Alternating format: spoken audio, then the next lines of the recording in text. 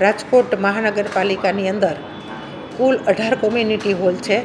આ કોમ્યુનિટી હોલમાં અમુક કોમ્યુનિટી હોલમાં કામ બાકી છે અને બાકીનું કામ પૂરું થઈ ગયું છે. ફાયર બાબતનું 26 યુનિટ છે. 18 હોલમાં 26 યુનિટ છે અને 8 હોલ એવા છે કે જે સંપૂર્ણપણે એનઓસી મળી અને કામગીરી પણ એની પૂર્ણ થઈ ગઈ છે અને ટૂંક સમયની અંદર માર્ચના એન્ડમાં અથવા એપ્રિલના પહેલા વીકની અંદર આ તમામ હોલો એકસાથે ખુલ્લા મૂકવામાં આવશે અને એની કાર્યવાહી ટૂંક સમયની અંદર હાથવેતમાં જ છે.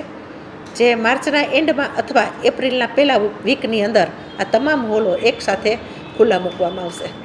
હા, ચોક્કસ. એપ્રિલનું પહેલું અઠવાડિયું અથવા માર્ચના એન્ડની અંદર એકસાથે ખુલ્લા મૂકશે એટલે રજિસ્ટ્રેશન પણ થઈ શકશે અને મેરેજ પણ થઈ શકશે. નાના એવા પ્રસંગો માટે એ ઉપયોગમાં લઈ શકશે.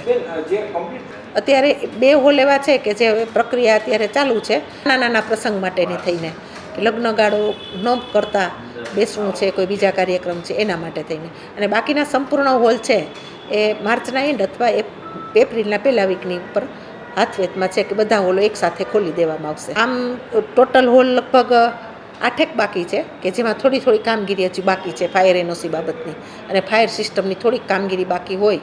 એટલે આવા 8 હોલની અંદર અત્યારે એનઓસી મળી ગઈ છે, ફાયર સિસ્ટમ પણ ચાલુ છે, પણ કામગીરી બાકી છે. એટલે આવા 8 હોલના જે આપણે ખુલ્લા મૂક્યા નથી, એકસાથે બધા હોલ છે હારે ખુલ્લા મૂકશું.